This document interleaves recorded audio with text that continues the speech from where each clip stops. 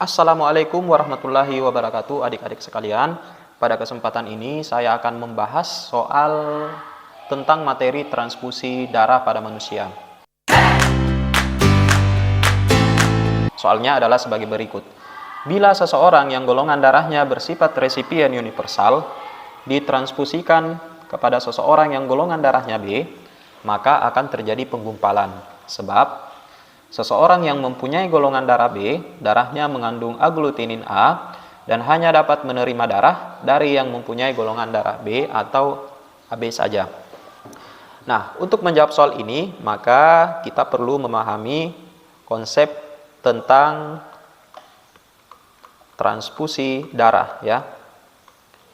Nah, tentu syarat terjadinya transfusi darah itu harus ada donor atau pemberi darah dan juga ada resipien atau orang yang menerima darah dari pendonor.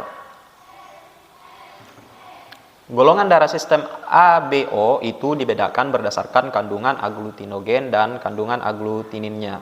Saya menyingkat golongan darah menjadi GODA. Itu ada golongan darah A, golongan darah B, AB, dan golongan darah O.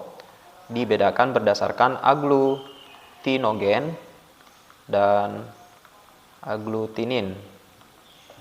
Apa itu aglutinogen? Aglutinogen adalah protein yang terdapat pada permukaan sel darah merah atau eritrosit dan sifatnya bisa digumpalkan. Sementara aglutinin adalah serum antibodi yang terdapat di dalam plasma darah dan bisa menggumpalkan protein atau aglutinogen. Golongan darah A di sini itu mempunyai aglutinogen A dan aglutinin B. Golongan darah B yaitu aglutinogen B dan aglutinin A. Golongan darah AB itu mempunyai aglutinogen A dan B dan tidak mempunyai aglutinin. Dan golongan darah O tidak mempunyai aglutinogen dan mempunyai aglutinin A dan B. Dari konsep ini kemudian kita bisa menarik dua hal, yaitu ada yang kita kenal sebagai donor universal.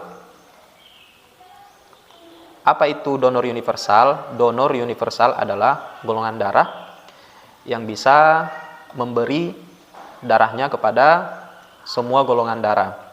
Kenapa demikian? Karena golongan darah ini itu tidak mempunyai protein aglutinogen pada permukaan sel darah merahnya, sehingga tidak bisa digumpalkan oleh aglutinin. Donor universal itu adalah golongan darah O. Juga selain donor universal juga kita mengenal resipien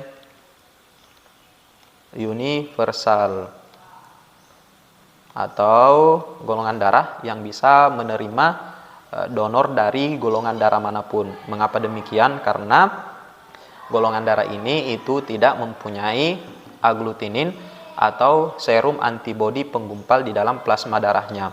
Resipien universal itu adalah golongan darah AB. Nah, setelah kita memahami konsep tentang donor universal, resipien universal, maka kita bisa menjawab soalnya. Kita ulang kembali soalnya. Bila seseorang yang golongan darahnya bersifat resipien universal, berarti ini adalah golongan darah AB tepat sekali, ditransfusikan kepada seseorang yang golongan darahnya B, maka akan terjadi penggumpalan. Oke, kita gambar skemanya ya.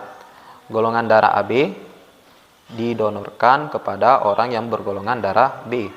Apakah terjadi penggumpalan? Nah, kita lihat bahwa golongan darah AB itu memiliki aglutinogen A dan B. Sementara golongan darah B, resipien di sini itu memiliki aglutinin A ya. Aglutinin A. Nah, ketika aglutinogen A bertemu dengan aglutinin A, maka ini bisa menyebabkan terjadinya penggumpalan ya.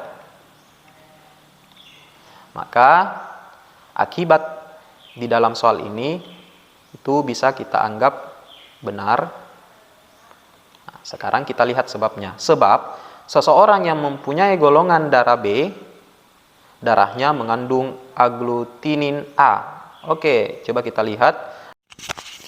Golongan darah B mempunyai aglutinin A. Betul.